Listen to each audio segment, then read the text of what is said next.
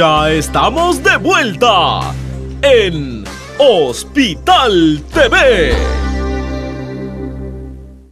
Estamos de vuelta aquí en Hospital TV y seguimos en compañía del doctor Marlon Rosas, el médico infectólogo, hablando sobre el dengue.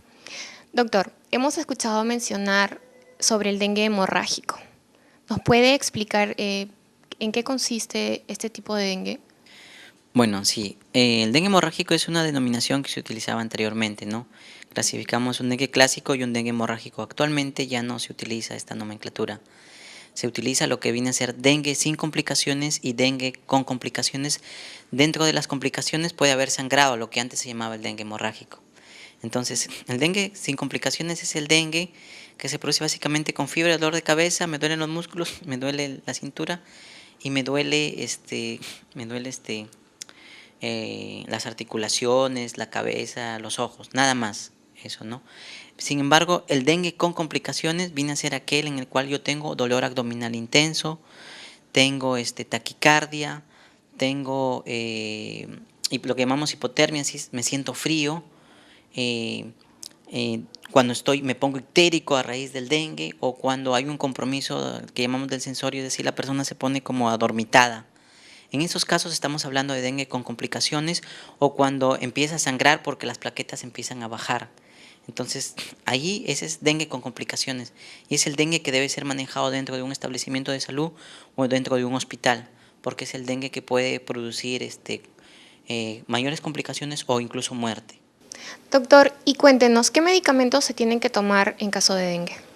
Bueno, los medicamentos que se pueden tomar en caso de dengue son básicamente para la molestia que produce el dengue, que es la cefalea, el malestar general y los dolores musculares o los dolores articulares.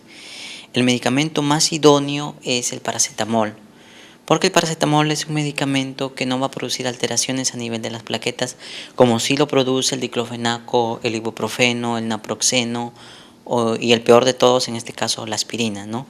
La aspirina produce una alteración a nivel de las plaquetas, y en el dengue tenemos un problema con las plaquetas. Entonces, tomar estos medicamentos o tomar aspirina puede producir mayores complicaciones o que el dengue se agrave y que haya hemorragias, que es lo que más tememos muchas veces. O sea, si tenemos alguno de estos síntomas, no debemos tomar una aspirina porque puede ser dengue y estaríamos empeorando la situación. Sí, además del dengue, en otras enfermedades virales no se recomienda tomar aspirina porque se agrava el cuadro. En dengue especialmente se agrava al tomar aspirina. ¿Por qué? Porque la aspirina produce una alteración en la funcionalidad de las plaquetas. Las plaquetas son unas pequeñas celulitas que se encargan de que cuando sangramos se pare el sangrado.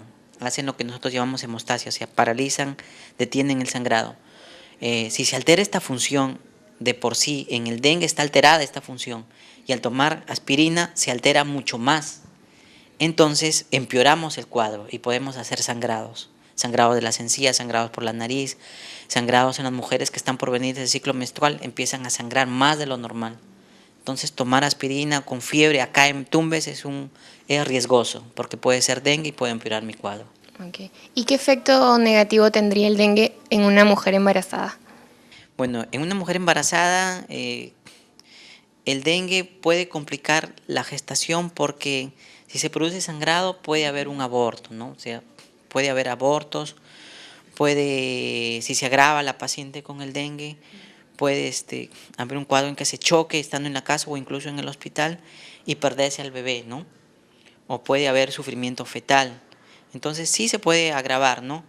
El dengue en una embarazada se maneja como el dengue en un paciente normal, pero con la salvedad que tiene otra vida que lleva, ¿no? Y por lo tanto hay que tener mucho más cuidado con ella. ¿Cómo podemos prevenir el dengue, doctor?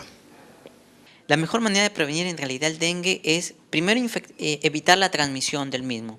Tenemos un paciente, un familiar con signos de dengue, diagnosticado de dengue o simplemente con fiebre en la casa, lo que debemos de hacer es utilizar el mosquitero para aislarlo, o sea, que él duerma con su mosquitero y nosotros también dormir con mosquitero, para evitar que el zancudo nos pique durante la noche y evitar contagiarnos. Y en el día esa familiar, esa persona enferma, tiene que estar reposando en su cama, hidratándose, como ya habíamos dicho, y aislado con su mosquitero para que los zancudos no lo estén picando y no se esté transmitiendo.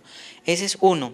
Dos, para evitar, o sea, si no tenemos ningún enfermo en la casa y evitar contagiarnos, nosotros generalmente somos los que prácticamente criamos al zancudo del dengue. Cuando tenemos recipientes abiertos, pozos o charcos a veces cerca de nuestras casas, que no le damos la debida atención, entonces es ahí donde se crían los zancudos, ¿no? Los zancudos del dengue en botellas vacías, en latas vacías, en recipientes vacíos encima de mi techo o en mi corral, ¿no? Y cuando llueve se queda un poquito de agua, de lluvia, y es ahí donde se van reproduciendo. Tenemos que vaciar todos los recipientes, ponerlos boca abajo o eliminarlos cuando viene el carro a la basura. Y si tengo baldes porque no hay agua 24 horas al día, ¿no? Utilizar el abate o permitir que el personal de salud llegue y abatice y supervise mis recipientes.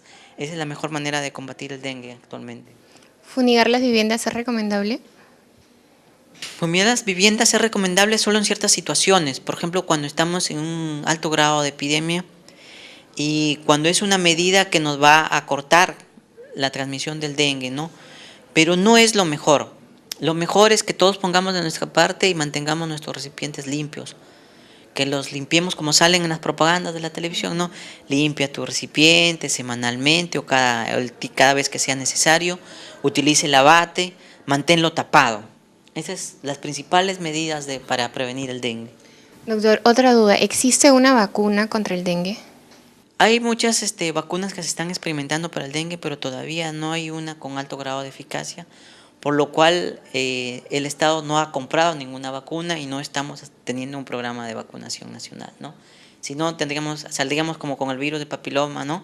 Que hay una vacuna aprobada con alta efectividad y que ya se está iniciando un programa de vacunación. Lastimosamente con el dengue aún están en procesos de investigación. Doctor, ¿alguna recomendación final a toda la población para evitar, para prevenir? Bueno, como ya estaba mencionando dentro de lo que estábamos comentando, el uso de los mosquiteros por todos es lo ideal y mantener tapados nuestros recipientes utilizando el abate para evitar que los mosquitos del dengue se críen en nuestras propias narices, digamos, y nosotros estemos propagando el dengue. Esa sería la recomendación. Doctor, muchas gracias por su tiempo. Ahora vamos a una pausa y volvemos con más aquí en Hospital TV. Ya regresamos con más en Hospital TV.